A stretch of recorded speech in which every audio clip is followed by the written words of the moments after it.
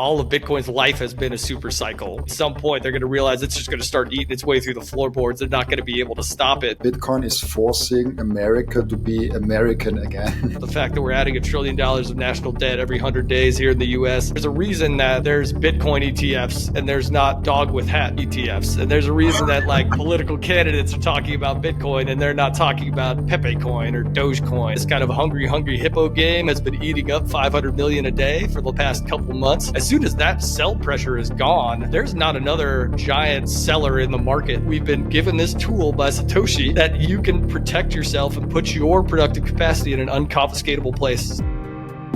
I saw one tweet of yours that Bitcoin is forcing America to be American again, which I found really interesting as I'm European and I see like a lot of things that are really cool in America, which I would be like the European Union should adopt those. But what's un-American about America right now?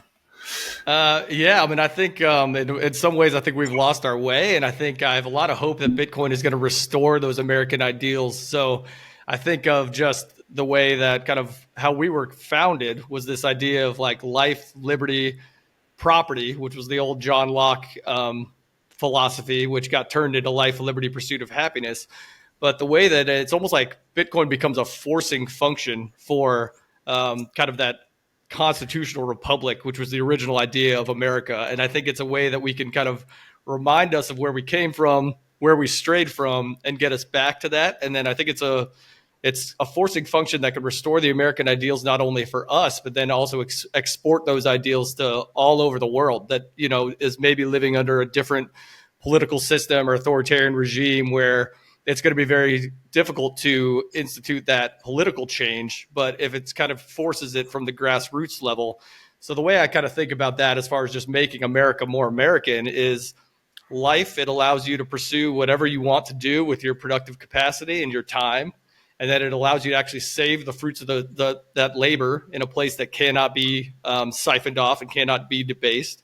Liberty, it's a censorship-resistant protocol, so it's not going to censor you or decide who can participate or who cannot participate or which transactions can go through and which transactions can't go through. And then the idea of property is just completely unconfiscatable. So it's not something that we're kind of used to, your regular kind of property that can be either highly taxed or just taken against your will or redistributed against your will. So I think it does those. And then if you just kind of go into like the American underpinning of the Bill of Rights, right off the bat, you got freedom of speech using a censorship-resistant protocol allows you to have freedom of speech in both just what you say, because you don't have to worry about censorship, and then actually transact because there's no censorship on your transactions. If you go through the Second Amendment, which is kind of like our right to bear arms here in America, I don't know if you read like Jason Lowery's soft war thesis, but a lot of Bitcoiners came after Jason Lowery about that, about, hey, Bitcoin's not a weapon, you know, that's not what's going on here. But I think they kind of misunderstood what he was trying to communicate there, which was Bitcoin is a way that you can protect the trade routes of the 21st century. So just like we have an army to protect land trade routes, and you have a navy to protect naval routes, and you have an air force to protect air routes, now you have this cyber rails of the cyber economy. And this is a way to use non-lethal force protection to protect your access to the trade routes of the 21st digital economy. So it wasn't really using it as a weapon. It was using it the same way that our Second Amendment is, where you use the force protection to protect your rights, protect your access to the trade routes of the economy of the 21st century. So, and Jason Lowery even speaks to that specifically about how we're kind of reaching the kinetic ceiling where our weapons are so advanced now that if we get into like a real peer-on-peer kinetic war, it could be, the destruction of the entire human race. So we need another way to project power that doesn't actually threaten our, lives of hundreds of millions of people. So that, I think it aligns with the Second Amendment. The Third Amendment, I won't go through every amendment here, Robin, but the Third Amendment's more about quartering soldiers at a time of war. And then, but then the Fourth Amendment, which is, unreasonable search and seizure, protecting your property against unreasonable search and seizure. Bitcoin is a place that you can store your energy in a property that cannot be seized, cannot be redistributed, it cannot be confiscated against your will. So I think it aligns with all of these kind of American ideals that we've kind of forgotten about, because the way the Constitution was written, it was intentionally written to be very, very difficult to change, because, uh, to actually have an amendment put to the Constitution, it takes 2/3 of Congress and 2/3 of the states. And then to ratify that, it takes 3/4 of the states. It has this consensus mechanism that's very, very difficult to change by design. But I feel like it got so difficult to change that we just chose to ignore it instead. So instead of really abiding by the constitutional limits of government, we chose to just do whatever we felt like and just kind of cram it all under the Commerce Clause of the Constitution and not really worry about that consensus mechanism anymore. And I think in parallel, the beauty of the Bitcoin consensus mechanism is you cannot cheat it. It's not susceptible to the same corruption or human fallibility. You can't just choose to ignore the rules because the protocol enforces the rules. It's just mathematics. So you actually can't circumvent the consensus mechanism in the same way that we have with the Constitution. So I think long-winded answer there, but I think that's how it kind of aligns with all the original American ideals. And since we're kind of at a point where I don't think America can vote its way out of this problem anymore or restore those ideals at the ballot box, it gives you a way to, kind of voice power in a different way, which is just to opt out of a system that's no longer serving us. Yeah, definitely. And I think, as you said, right, it's about the game theory, right? Because we are above this point where a country can do steps against Bitcoin and Bitcoin will fail. I think we are above this point now. So now the only question is which countries will go first? And then I am in the European Union in Austria, and I'm like, it's not looking good. Like a European Union is setting the steps in the wrong direction. I think America is kind of good about it. There are a lot of companies there, a lot of things there happening, again, measured against the European Union. But there are also countries like Argentina that might be an advantage. There are countries, obviously, like El Salvador that might have an advantage. What do you think currently, the political force in America, how do they view Bitcoin? Is it friendly, or like could it be better? Obviously. Yeah, but I think it's both of those things. I think the beauty about this is I do think you're right. Game theoretically, at the nation state level, it does seem like everyone's kind of side eyeing each other. I think about this almost like the old Good, the Bad, and the Ugly, or like a showdown at the OK Corral, where everyone's kind of got their hand over their pistol and they're kind of like, "Are we doing this? Because if we're doing this, we got to go first. Like, you got to be the one that breaks leather first. That's what gives you the advantage." So I do think that there's that happening at the nation state level. They're just not really sure yet if this is happening. I think governments are kind of slow. They're a little behind the trend when it comes to what Bitcoin is really doing. I think the ETFs are almost like a Trojan horse, where they kind of let it inside the castle walls, I think maybe they thought they were going to be able to control or manipulate this the way they kind of have the gold market for a number of years. But I think at some point they're going to realize it's just going to start eating its way through the floorboards. They're not going to be able to stop it. The hope I have in America is, being a constitutional republic, we have exactly what you said. It's being treated by certain states in certain ways. Places like Texas that are very big into the Bitcoin mining space are taking steps to protect it and actually give it political protections. I'm sure, I don't know if you've had Dennis Porter on your show, but I'm sure you're very familiar with what he's doing, going to all these different states and trying to pass state by state legislation that protects your rights to self-custody, protects your rights to, kind of interact with Bitcoin as you see fit. And just like we have been under this kind of ever-growing federal government that kind of ignores state rights to a certain degree, because they've been able to amass so much power through this inflationary monetary system that siphons monetary power from the people and just concentrates it at the top. I think Bitcoin is one of the better examples of how in the US, the states were meant to have autonomy and state power, and that only certain things were going to be federal, such as uniting for a common defense and the idea that we were going to have to, unite to repel invasion from a foreign foe. So a lot of these states like Texas, like Wyoming, like Florida, have really started kind of flexing their state rights power. And I think no tool is better for flexing state rights power than Bitcoin. So I think you're going to see a number of different approaches. Just like Bitcoin is jurisdictionless on a global scale, it's also jurisdictionless in the United States on a state scale, where certain states are going to treat it better. Certain states are going to try to have kind of arduous rules and regulations against it. And then you're just going to see that laboratory of democracy where in my humble opinion, I think the states that adopt it are going to flourish, and the ones that choose to try to put kind of arduous regulations on it are going to push businesses and innovation and opportunities outside of their state borders. And we're just going to see those systems grow in parallel. And I have every faith in the Bitcoin incentive system that the ones that choose to integrate and adopt Bitcoin soonest are the ones that are going to prosper the most.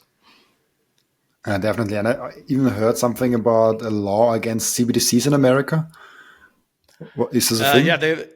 Some states have done that. Yeah, so like the state of Florida has passed a law that they were not going to allow a CBDC.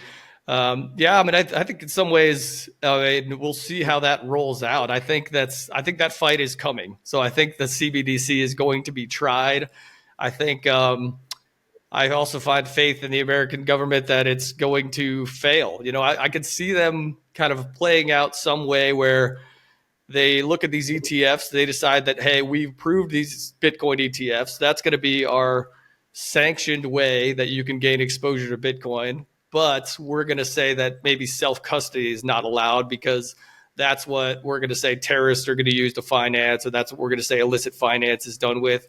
I could see them potentially trying to do that, but I also just have faith that that approach is going to fail because I think of all the other things that are much easier to control that the government has failed to control, whether it be prohibition or marijuana laws or those things that come into like easy examples.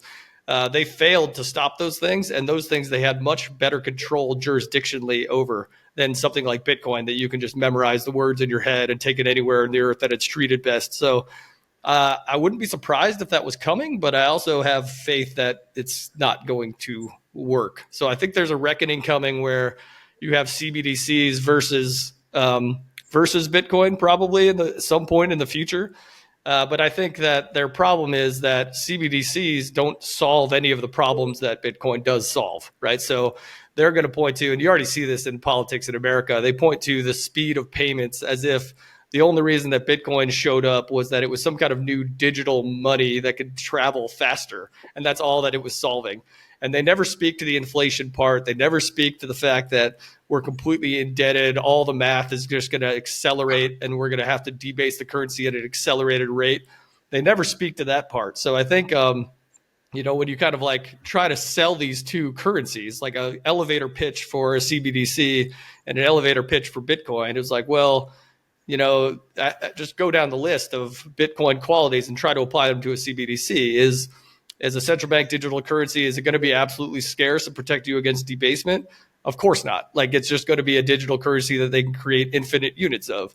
Is it going to be censorship resistant? Of course not. They're going to actually potentially program it, try to control people's behaviors, social engineer through this tool.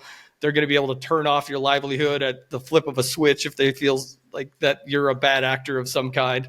And then is it going to be confiscatable? And it was like, of course it's going to be confiscatable. If it's government money, kind of the whole point is that it's going to be able to, they're going to, if they decide the taxes should be 10% higher overnight, then they can just turn that function on. It's not even going to require any kind of input from the populace at all. So it's going to be 100% confiscatable. So all the things that Bitcoin offers you in relation to the old fiat money, all the problems of the old fiat money, the fact that it's getting debased at will and everyone's productive capacity is getting confiscated, the fact that they can censor bank accounts and they can turn off bank accounts, the fact that they can confiscate it through either inflation or taxation, all of those problems actually get worse under a central bank digital currency than they even are under a fiat currency. So it exacerbates all of the detriments of the fiat system, and it provides none of the benefits of a Bitcoin system. So I just think when those two candidates run in parallel, everybody is going to see the benefits of Bitcoin in relation to the CBDC, probably even easier than they could see that in relation to the fiat money system. It's like, I think in some ways, the pitch for a central bank digital currency is going to be the best advertisement for Bitcoin that we've ever had. I heard that a lot actually. It's like once the government is saying, "Oh, you can have this digital wallet and it has value, and you don't need the cash anymore." You don't like the CBDC becomes a Trojan horse for Bitcoin at this point, because then people just have like two digital values, and the one is constantly losing value and the one is constantly gaining value, and then yeah, of course Bitcoin is outgrowing that. But I also think Bitcoin, like, people like when I see most people, you have seen this with the WorldCoin.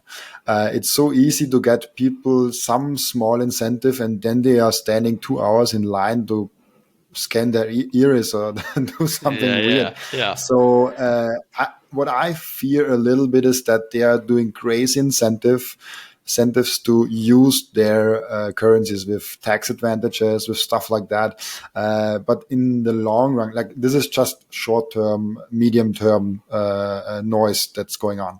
But still, this noise can damage a lot of lives. I think long term, no chance against Bitcoin, because it's just it's just a shit coin with more control, with more monitoring of the civilians. Like there's nothing good about it. Maybe we can transact now fiat on the weekends directly without any things. Like okay, there might be some advantages, but nothing that's not better on Bitcoin. And the whole political system, I think it's interesting to think about, because when we have Bitcoin, we can move it around. We can just remember it in our head, and we can go from border to border. What do you think will this make with our complete society, but also our political systems, also with taxes and stuff like that? What do you see coming? Do we have this in the how's this book called? The sovereignty, the book, Sovereign individual. I forgot. Yeah, sovereign individual. Yeah, there you go. Yeah. Uh, do we see this future coming? I mean, yeah, I think it's anybody's guess to see how that shakes out. I think the big thing Bitcoin is doing is it's changing the relationship. It's rewiring the relationship where governments are going to be forced to choose how they treat their citizens, because I think they've gotten very used to this idea of, okay, we tax them at a certain rate. That doesn't even have to balance our budget. We can just move with the backdoor tax of inflation. We can meet any budget deficit through printing of currency and just kind of steal in a way that nobody is really aware of unless they're really paying attention to the economic system. They see the prices rising, but they don't exactly understand the mechanics of why those prices are rising. I don't know what it's like in Austria, but at least in America, they still kind of look toward corporations and think that this is just kind of greedy corporations, and that's the reason the price is rising. They haven't really connected the dots yet. They haven't connected the math to, you know, these $1 trillion deficits or a couple $1 trillion deficits, the fact that we're adding $1 trillion of national debt every 100 days here in the US, and that is causing us to have to print more units of currency, which is just supply and demand. When you got more money chasing fewer goods, like we were speaking of Jeff Booth earlier, that causes the prices to rise. It's just a matter of when you have more money chasing the same amount of productivity, prices have to rise. So I think we're having trouble diagnosing that problem. And to your point about CBDCs, I do envision a world where, well, the government's not going to tell you that they're causing these price rises. They're not going to say that, hey, we're it's our fault that the prices are rising. So they're going to gaslight. They're going to do whatever. And if they try to roll out a CBDC, I do believe it'll be through something like universal basic income, where, hey, let us help alleviate some of your economic pressure. We will provide you money, but it'll have to be in this sanctioned central bank digital currency. That's probably the most likely way that they try to roll out a central bank digital currency. Um, but I think in some ways it's always been, I'm not sure exactly what the new world looks like. I don't know exactly what taxation ends up looking like, but I do know that it kind of breaks their monopoly on truth when it comes to money, where we've always been in this kind of relativity game. And I know they play this in America all the time, where they're like, okay, well, maybe dollars aren't perfect. Maybe we are printing money, but we're not printing it as badly as Argentina is, or as Venezuela is, or as Turkey is, or where. So it's always this kind of relative game, kind of the cleanest dirty shirt, as you will. But the problem I think they have now is now we have a clean shirt. So the same mechanics that push people in Argentina to go to dollars as a safe haven, that's going to push people in dollars to Bitcoin as a safe haven. So the same math is at play. And I think you hear this sometimes talk about, like, people bring up like, what price would you sell your Bitcoin or something like that? And I think this, if you think about it relative to other currencies, it's how we've always thought about it. But if say, what price would the dollars have to go in Turkish lira before you trade your dollars for Turkish lira? You're not going to do that unless you need Turkish lira for some reason. Like, unless you're in Turkey and you need to spend it for some reason. But the same mechanics are at play here, where you're taking a weaker currency, the dollar, that's debasing, maybe not at the same rate as the Turkish lira, but also is facing budget deficits and unfunded liabilities that it's going to be debased at an accelerated rate moving forward. And you're trading that for a stronger currency, and the time to trade that back is never. You never trade a stronger currency for a weaker currency unless you have to, unless you need it for a transactional need and you want to spend it on something. So I'm not sure exactly what it all looks like, but I do know if the whole world sees all of these debasing fiat currencies in the same way, and they all see Bitcoin as a safe haven, and we all get on the same sheet of music when it comes to value, that does change the friction of global economic trade and global kind of taxation and all of those things, because now there's no you can frictionally trade globally with any trading partner without having to do any kind of currency exchange, without having to do any kind of math. You're all under the same sheet of music when it comes to value. It's very hard to benefit from sweatshop labor wages in one part of the world as an input to a product that you're selling in another part of the world, because everybody is kind of pricing things in the same unit of account if Bitcoin really gets to be global money at some point.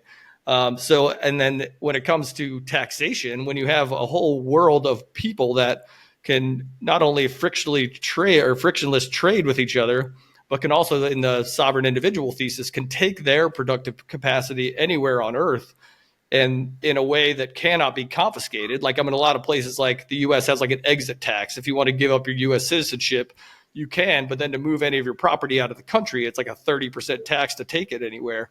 But if I could just memorize, my net worth in my head and just walk across a border, it changes that relationship too. So I think you have almost like a global competition set off for citizenry. And there's cultural elements that make people want to stay in their hometown or their home country. Like, nobody really wants to leave. Nobody wants to become an economic refugee. But the fact that everyone suddenly has that ability changes the relationship, where you can only push on your people so hard before they will go for that exit. They will take that off ramp. So I don't know exactly how that plays out. I don't think anyone knows exactly how that plays out, but I do know that individuals all over the world are suddenly financially empowered in a way that they have never been. So I do think whatever that ends up looking like, it's a freer future than we thought we had before Bitcoin came on the scene. Yeah, and especially if you talk about this game theory, the highest capital and the biggest companies, the higher net worth individuals, they hurt the economy the most if they leave, and they are the easiest to leave. They are like, oh, I get now 20% more taxes, so I can save 2 million euros, or like 2 Bitcoin a year in this other country. Of course, I moved there. I can still visit here like 4 months a year or something like that. So I think this game theory will play out even faster because we have those people at the top that move a lot of capital, and it gets easier and easier, and it gets down and down in the population, and it gets easier for the average Joe to just move and go. But of course, there's this cultural thing. There's people that just want to stay with their family, just want to stay in the area where they're born, and this is fine. Yeah.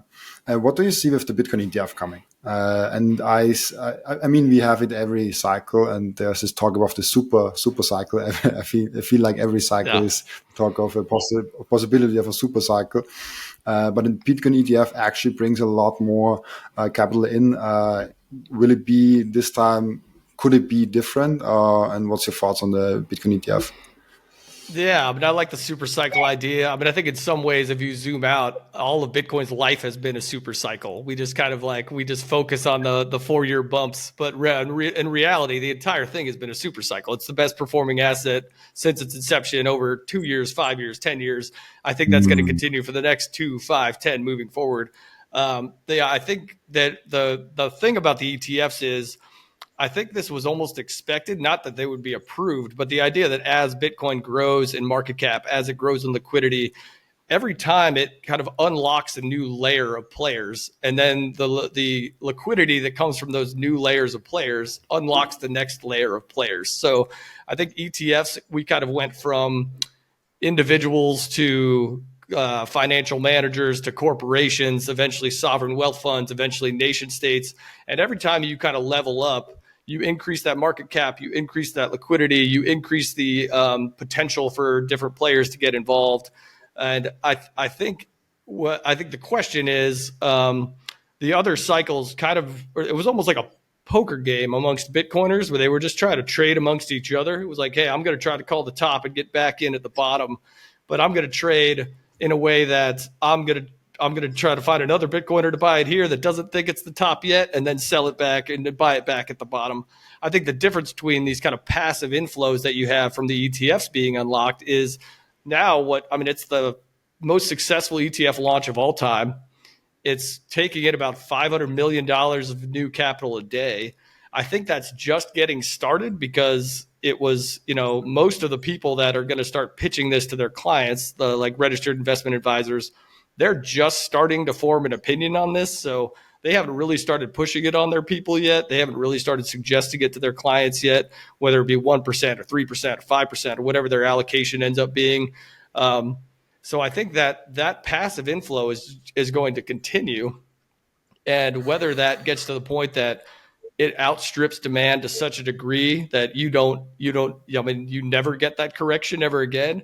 I think what it probably does is it probably outstrips the supply with more force, maybe gets to a higher blow off top that has to mean revert to a certain degree. But I also think it's not an outside possibility that you hit flashpoint where as you start unlocking, hypothetically, you imagine these ETFs, they do unlock, say, you have like MicroStrategy, but say it pushes hard enough that you unlock an Apple or you unlock a Google or you unlock a Meta or you unlock a whatever player, and then they help push it faster. It almost gives it like another rocket booster part of the orbit where it gets to another level. And then you do see that game theory amongst nation states kick off. If the game theory amongst nation states kicks off, I don't think nation states are going to be trying to kind of call the top and bot. Like, they're not going to be looking at the pi cycle top indicator to try to trade it. It's just going to start off like kind of like the Michael Saylor gold rush accumulation game amongst nation states. And then it may never correct. It may just become a one-way valve that everyone suddenly collectively realizes that the fiat currency game, it's always been a one-way trip. It's a trip to Mars. We were never going to come back. There's no way we're paying it back. All we can do is continue to debase. All we can do is continue to make the service payments. And once everyone realizes that that was a one-way trip and this is going to be the collective exit, that this is going to be the life raft, if those players get unlocked and they all start to go, it may just become a one-way valve that becomes the Bitcoin black hole and it sucks everything in and it never goes back. So I think anyone looking to trade it, I think it'd be kind of a fool's errand, just like I kind of talked about the fiat currencies, trading them for a stronger currency. And then if you just consider it being a trade for a stronger currency, you never trade back into that weaker currency unless you have to, or unless you need to do it for transactional purchase. You want to buy a house, you want to buy whatever, a boat, you want to buy something. But if everyone starts to understand it as a one-way, it's not a trade. It's really just you're pushing your money and you're pushing your capital into a better, stronger, faster, unconfiscatable place. And everyone understands that, and it's absolutely scarce.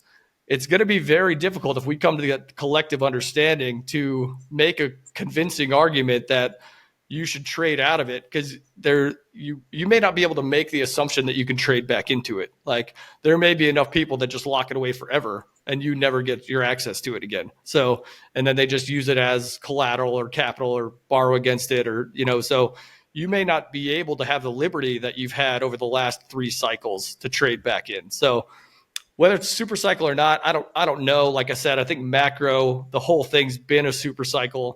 I think the safest way to play this is just understand that this is the best money. Like, it's finally, we engineered the best money that humans have ever seen. And just getting in there and staying there is what's going to make the most sense. And whether that means you're going to have to take another drawdown, as long as you conceptually understand what's going on here, like, yeah, maybe you'll save yourself a 30% drawdown, but maybe you'll get off the train and not be able to get back on. So, I mean, I don't know. I think it's going to be interesting, but I do think those larger players getting into an absolutely scarce pool, there's definitely going to be a shoving an elephant into a bathtub element here that I'm not sure even we're ready for, Robin, to be perfectly honest. Like, I think even us thinking about this all day, talking about this all day, I think the dynamics of this ETF rollout, the fact that Grayscale's been dumping not only the FTX bankruptcy, but then the Genesis bankruptcy, and it's basically been providing the liquidity that this kind of hungry hippo game has been eating up 500 million a day for the past couple months. As soon as that sell pressure is gone, there's not another giant seller in the market that can kind of meet that demand.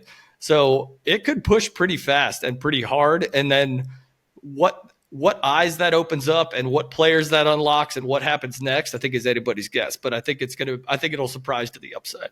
21 Bitcoin is Bitcoin only from day one, and they teach and preach self-custody. This is my go-to exchange when someone asks me, oh, where can I buy my Bitcoin from? This is the easiest entry for Bitcoiners. And if you want lower fees, plus at the same time support this podcast, use code Robin and click the link in the description. Yeah, I also think I think a few days on, I published a podcast with Peter Dunworth, and I put it on the thumbnail because I loved it so much what he's saying.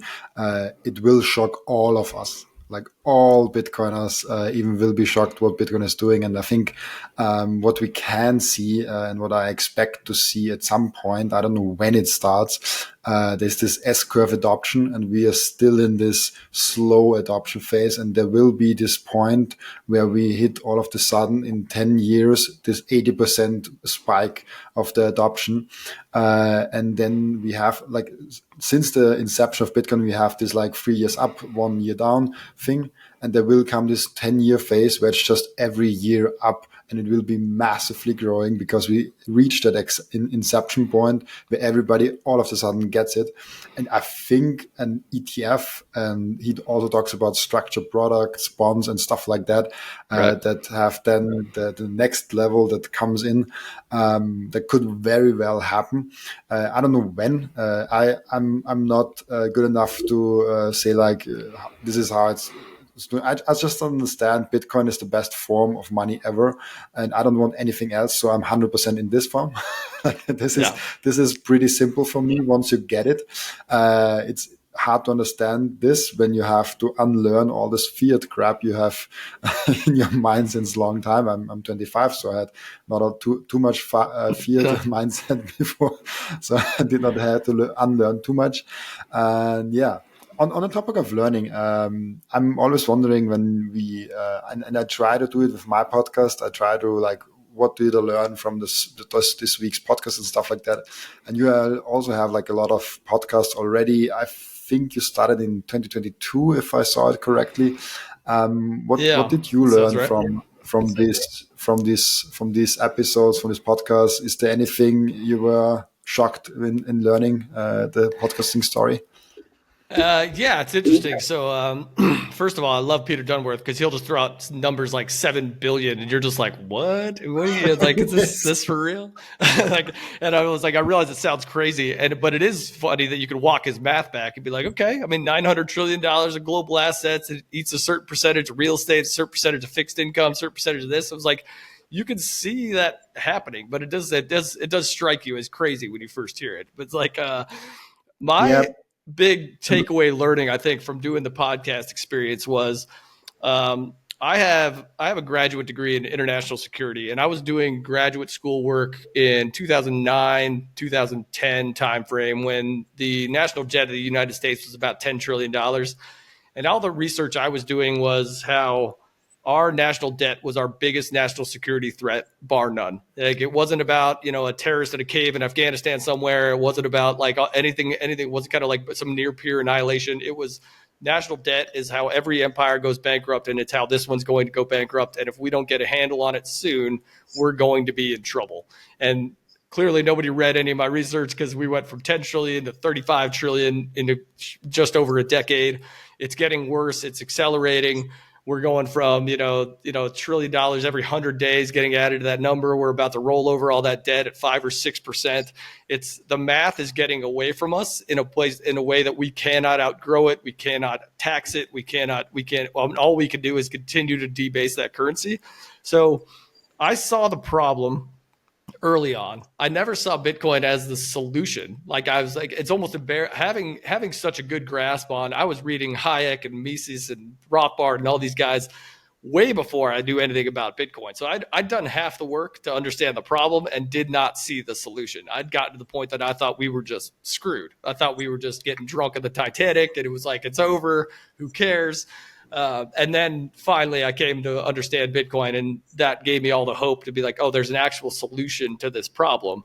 I think just like everybody else, probably you feel similar doing your podcast project. Once you see that answer to that problem, you almost feel this impetus to share it with everybody around you, at least initially. Like everyone, almost like it'll aggrandize it. It's American example, but I almost felt like a Paul Revere type responsibility to run through the villages with my lantern and say, hey, debasement is coming. This is the way you protect yourself, particularly amongst my inner circle of friends and family and like inner network. And bootstrapping a podcast, I mean, those are the first people I would reach out to, is all the people that I care about the most, friends, family, friends of friends. So it was kind of a way not only to get the message out, because I noticed I was having conversations one-on-one with people, but I was like, hey, what if you gave this a little bit of virality? What if somebody here was able to share this with their network, their friends and family, and then all of those people might listen to it just because they know Robin. Robin comes on my podcast. They know him. That's kind of cool. He was on a podcast. I'll give this a listen. Why not?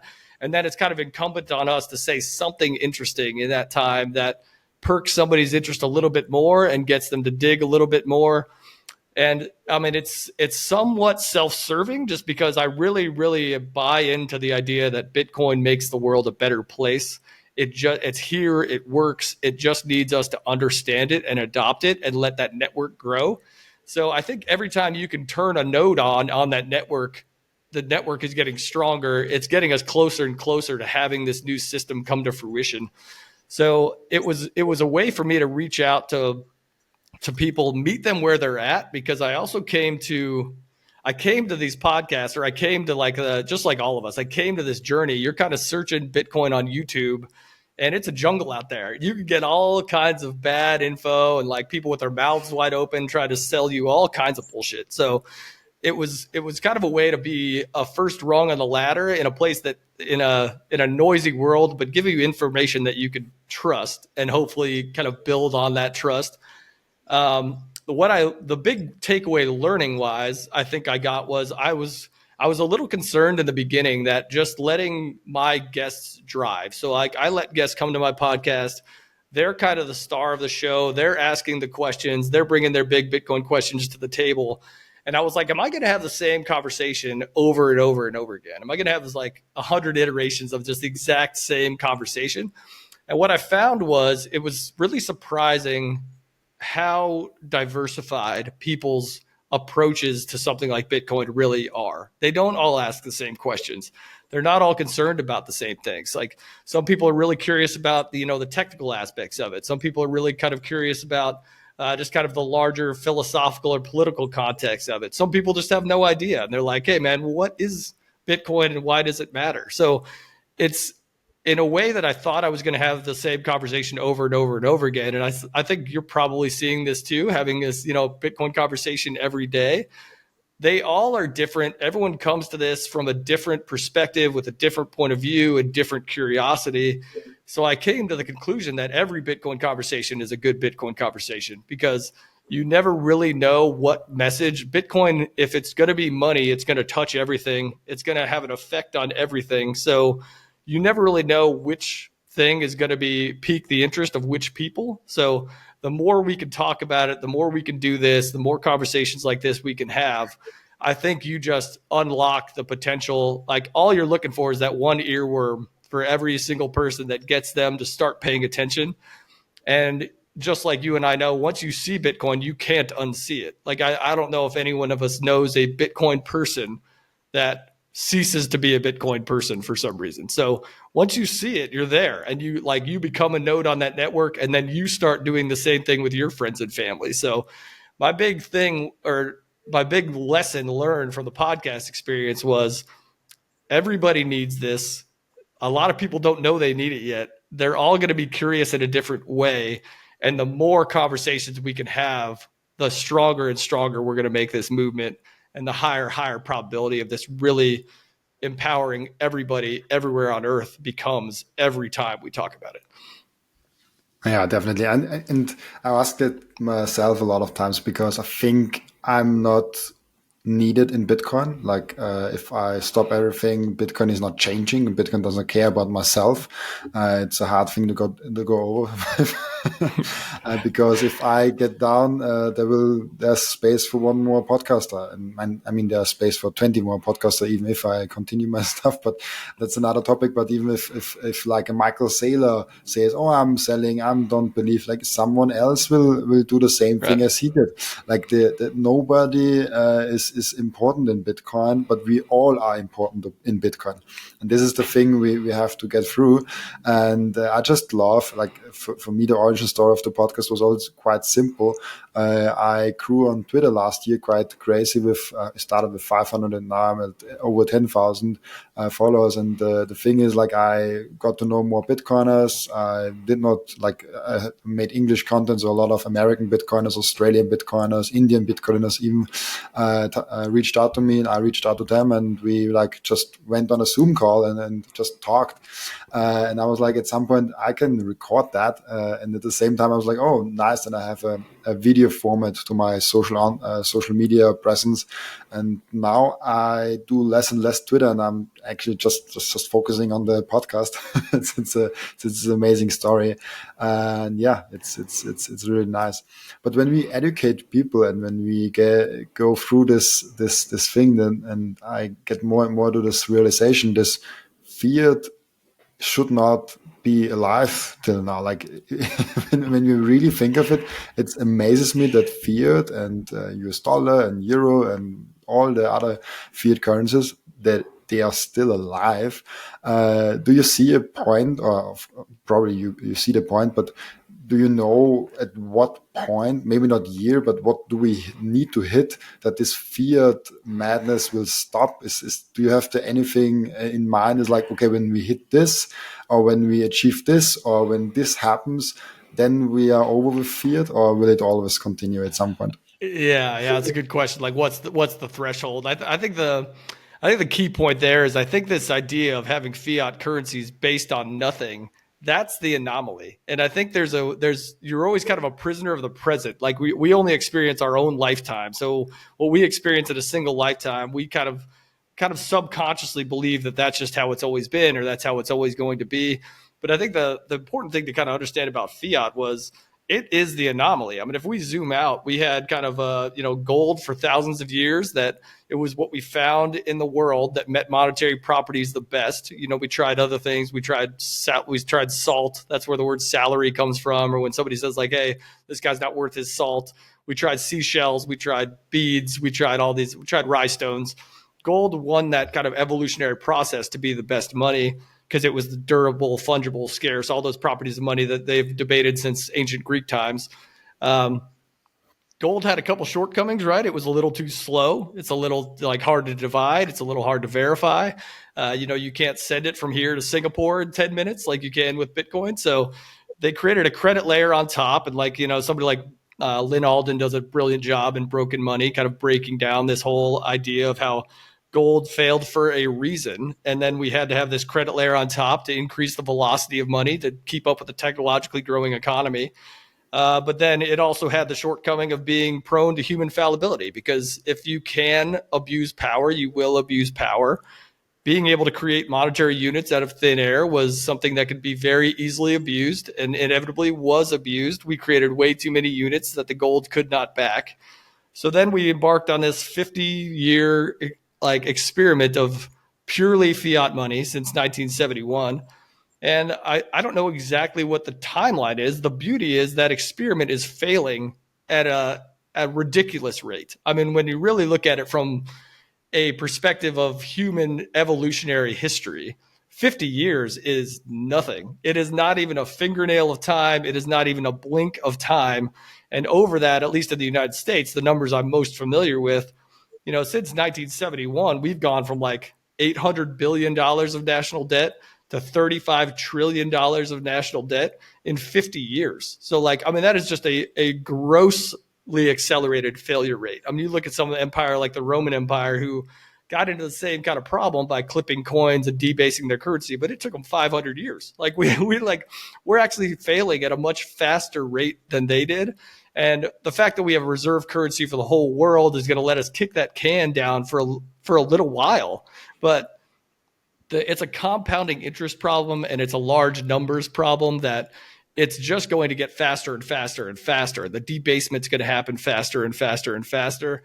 And I think we're at the point of no return where it's, we're not paying the money back. Everybody knows that. I think it's like we still have a hard time wrapping our head around exactly what $1 trillion is. I mean, right now, if you and I tried to start to count to $1 trillion, just 1, 2, 3, 4, no breaks, no snacks, no sleep, it would take you 31,000 years to count to 1 trillion.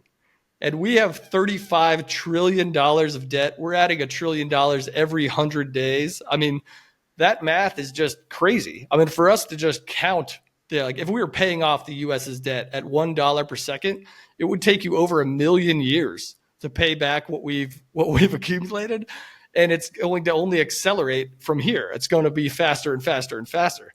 So I think once you kind of understand that math is approaching kind of breakneck speed, it's going to fail. It's not really a matter of if it's just a matter of when, and it's going to speed up from here. So I think it's just prudent to understand that that's the reality, understand that you don't have a political solution to walking back that problem, and then just be like, okay, given that mathematical reality, what do you do? What are you going to do to protect yourself? And luckily, we've been given this tool by Satoshi that you can protect yourself and put your productive capacity in an unconfiscatable place. So you know that Bitcoin can't be printed. You know that dollars are going to be printed at an accelerated rate.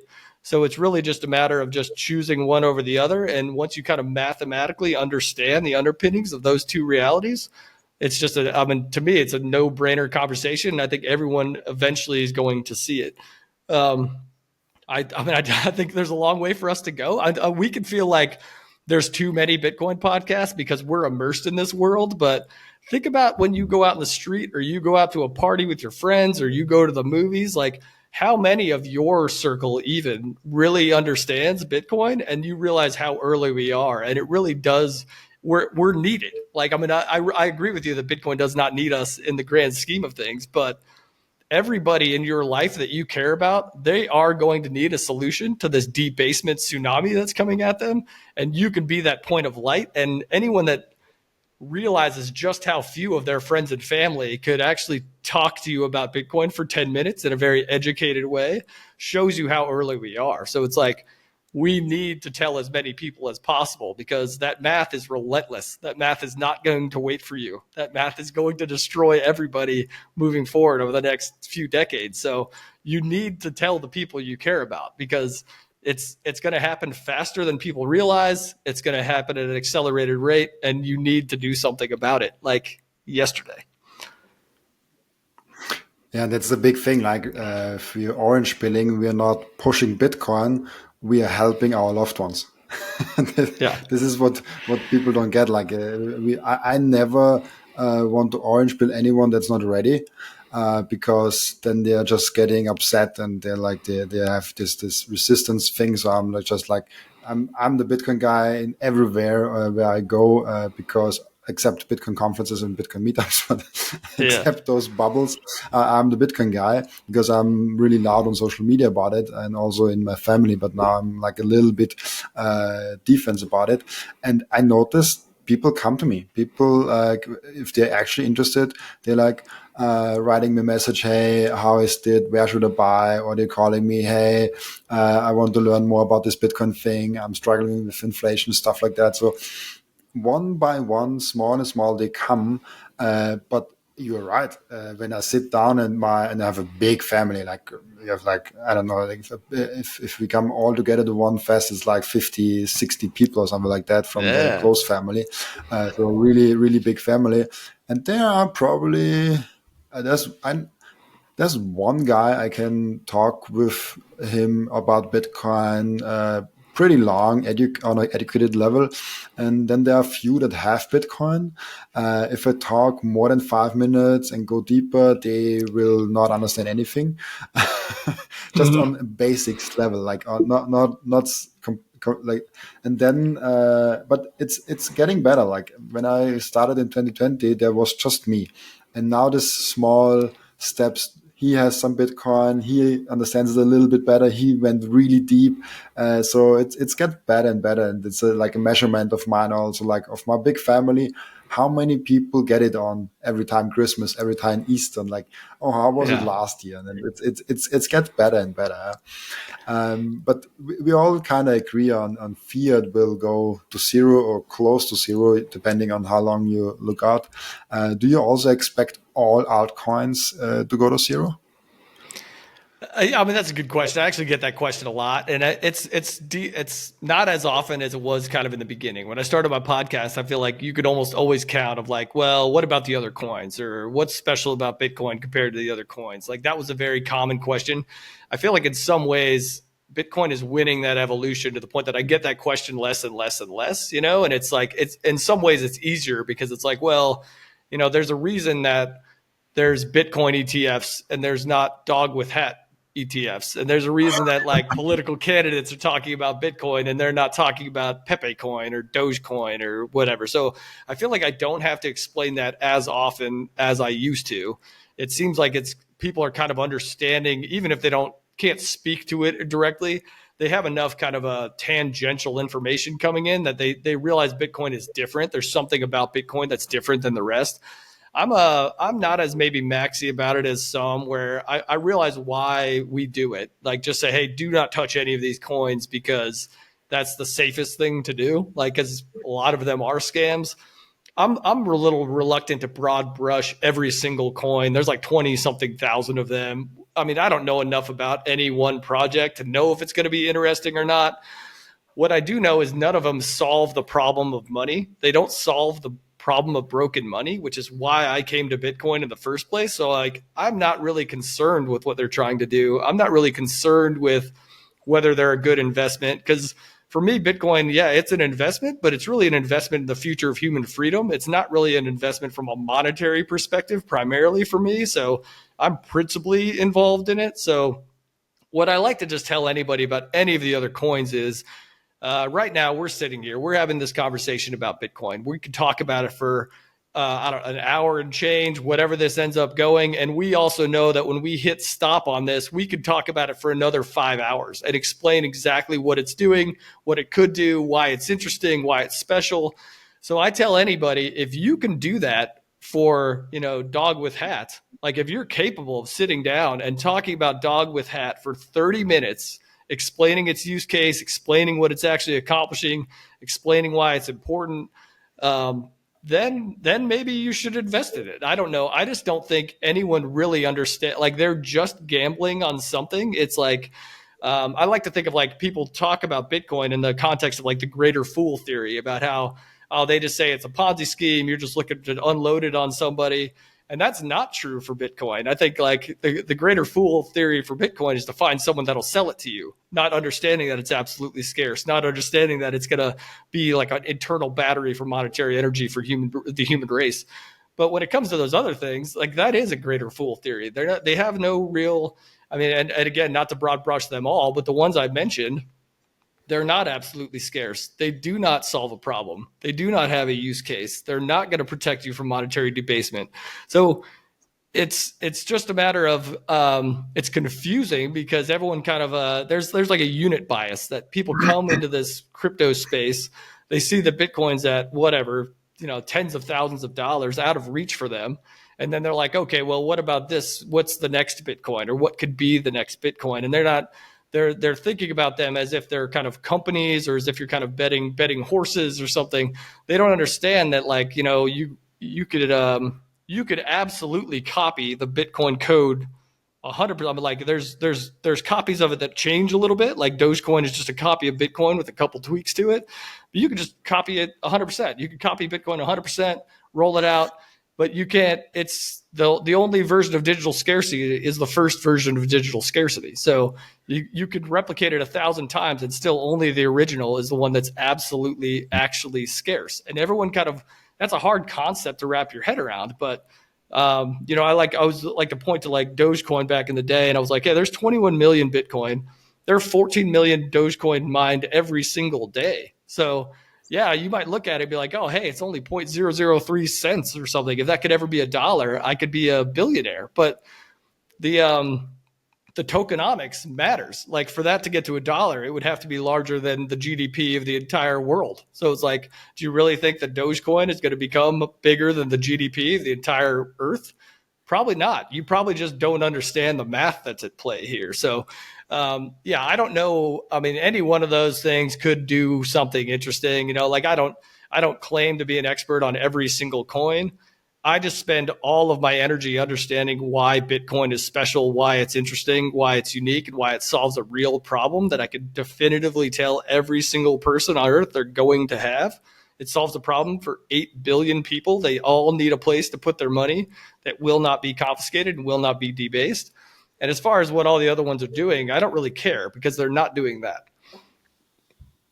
100%. It's like, I think the difference between Bitcoin and all the altcoins is actually getting more and more clear, and more people get it. It's still, when they look at coin market cap, it's like Bitcoin and Ethereum, like that. It's still listed with all the other stuff, which makes it complicated, because people then obviously account it to the same thing. But it gets better and better with time. I remember when I came into the space, how hard for me it was to understand why is Bitcoin so much worth, and why are other things so much worth. And it gets better and better. And it's also like, how many Bitcoin only podcasts were there like 5 years ago? I don't know how many, but probably a lot less than now. And now there's like a lot of Bitcoin only podcasts. There are Bitcoin only resources. There are Bitcoin only people that only talk about that, like educators, social media influencers, everything. So the space evolved, and it's really good. But I often have this question, like, can these altcoins actually all go to zero? I don't know. As you said, I'm kind of on the same page with you here, because there could be some utility. Like, people are spending on some paintings that I don't see any value, millions of dollars, because they are like, wow, such a great artist, and I don't understand that. But just because I don't understand it doesn't mean it has no value for anyone else. So it's like the same thing here. Before we end up the podcast in the end routine, what are you currently most excited about? What's the current topic in Bitcoin you're studying? Or it doesn't even have to be about Bitcoin. What are you spending time learning about right now? Yeah, if only we spent time doing anything else, right? Yeah, I think what's most interesting to me is being kind of honest about how Bitcoin will scale. Like, and I have all the faith in the world that it's going to scale. But I think when we're honest about it, we kind of look at something like Lightning. It's working great for now, but we can see the future in a higher fee environment where opening and closing channels on that base layer is going to present a challenge. It's going to be difficult. I think we're doing a good job about being honest about that problem and trying to get ahead of that problem, and kind of like looking at all these different scaling solutions and things like that. But that's where I kind of spend most of my time. I think sometimes, I know on my podcast or any kind of feedback I'll get, is sometimes people kind of think that we're just kind of cheerleading for Bitcoin, and we don't do a very good job about being maybe critical about like any of its shortcomings, which maybe gives it this feel of that you're a snake oil salesman, or that you're like, really trying to sell a good, or you're not like pointing out to any kind of like the actual I wouldn't say shortcomings or deficiencies, but maybe kind of challenges moving forward. If it's really going to come to be a monetary base that the entire global economy can be built on, we need to be realistic about what the potential challenges are. I'm not a coder myself, but I do have absolute faith in the nerd army, and I say that in the most like endearing way because I think nerds make the entire world go round. So I think there's the fact that Bitcoin is an open protocol. We know it solves for money, and then when it comes to scaling on top of it, anybody can bring their ideas to the table. Anybody can bring their design ideas to the table. Anybody can build on top of it. And I think that unleashing that level of ingenuity where you're not just counting on a single company or a single entity to solve a problem, but you're just counting on the collective innovation and ingenuity of the entire human race building on an open source protocol. I have no doubt that those solutions are going to come. And I like to think about this in a way that we have time because when you think of just kind of the three broad buckets of money, you got it needs to be a store of value, a medium of exchange, and a unit of account. We talk about that a lot, but it's always you kind of get confused between the two because it's like, well, I can't spend it anywhere, or I still see it on TV. I saw like Charlie Gasparino talking about, it's like, well, I can't buy a pizza with it or something. So they don't seem to understand that these phases of monetary adoption are connected in series. They're not connected in parallel. So it's going to have to be a store of value first. And it's going to have to be a store of value that takes away the asymmetric upside where all of the world's people kind of get it to this high water equilibrium point as a store of value to the point that Gresham's law no longer is forcing it out of circulation. And then you're going to need payment solutions. So we have time, I guess is the point, is we have time to build out the payment solutions because the store of value phase of this monetary adoption still has so much room to run. So I think what's interesting is looking at, like we talked about all those other coins, I think that's almost like a research and development lab for what is an interesting use case that's going to be built on top of Bitcoin and layers. You already see that kind of happening with BitVM and Taproot assets and all these kinds of ideas coming from that world maybe. And it was like, oh, hey, that'd be nice if we could do that in the Bitcoin ecosystem. It'd be nice if we could do that in the Bitcoin ecosystem and building on top in layers. But I think that's kind of the most exciting thing besides just the like where we started with the game theory of unlocking all these kind of new players. So that's something I'm more just observing is one, what are the scaling solutions and what are all these kind of unlocking innovative minds going to bring to the Bitcoin ecosystem moving forward? And then two, how hard is this thing about to push? Who's going to start paying attention? And, like you, I want that nation state game theoretical adoption to catch this. Because once we get to that point, I think you're all the way over. You're all the way over that Rubicon edge. That there's no getting this back under control. You just need a couple of those big players to go, and then everybody has to go. Yeah, definitely, and I love the fact that you the line you said about the altcoins being a test net and an experiment lab for Bitcoin, because I also see it like that altcoins can be really good to experiment stuff, and we can also look at all the altcoins and see like, oh, this could be actually something that could be as a scaling solution on layer 2, 3 on top of Bitcoin, something really interesting. We have an end routine in the podcast where the previous guest is asking a question for the next guest, which is also really interesting because he does not know who is the next guest actually. Yeah. And the question for you is, how do you handle the noise in the bull market? And this question was targeted because in the bear market, and he said like he likes the bear markets more because then there are only the true Bitcoiners there.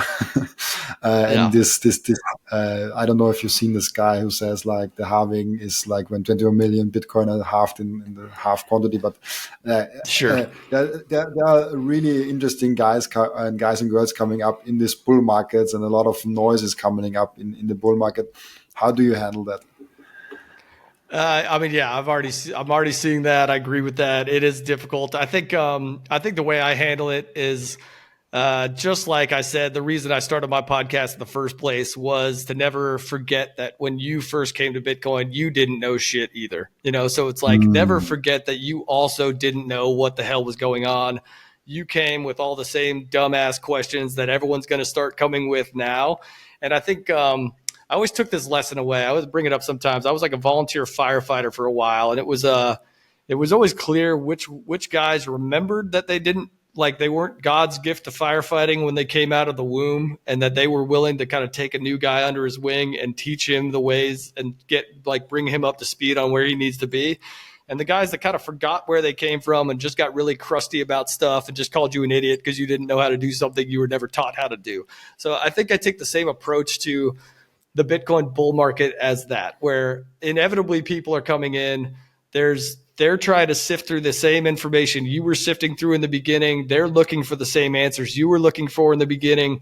And you can provide them a little bit of a shortcut by being willing to know that they don't know, and being willing to meet them where they're at, and being willing to have the patience. Because if we really want this to be money for humanity, we want everybody to come over. So it doesn't really do us much good if we're trying to build a network technology to kind of shun people out of the network. So I just think it's our responsibility to, just because we came a few years earlier, it's our responsibility to pass that knowledge forward and take on the responsibility of turning on some more nodes on this network and getting more people plugged in. So I think it's just a matter of expecting kind of really stupid questions to be asked, and give people the room to ask those in a non-threatening way. Because if we just try to shut them up or shut them down immediately, that's really intimidating. And understanding Bitcoin and understanding money and understanding the creature from Jekyll Island and all this, it's intimidating to begin with, and it's not going to do us any good if we just slam the door in people's faces. So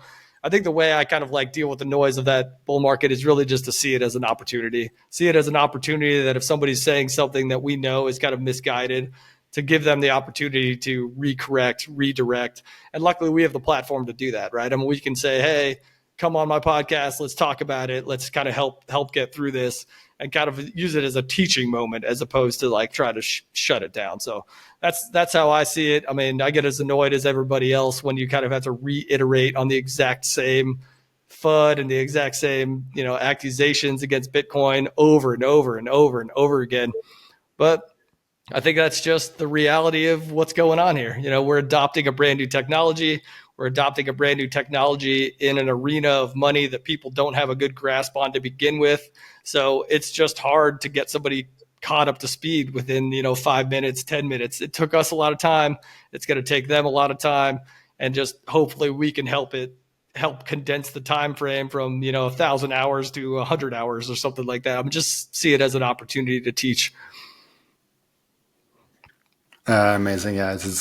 I love the way you look at things, and it's always clear when people get a lot in Bitcoin, as you yourself get a lot in Bitcoin, and you talk with a lot of Bitcoiners, and you clearly are deep in the rabbit hole. I just it's you speak with someone 1 hour, and you just see the work they have done and the things they have gone through. I think thank you for being on, Michael. I thank you for being on the podcast and bringing your inputs and your feedback to the show.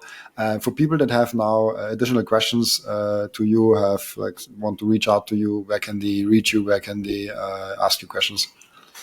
Yeah, absolutely, man. So my podcast is called the Taking Care of Bitcoin podcast. I'm on Twitter at TCB Coin. So you can reach out to me on Twitter at TCB Coin.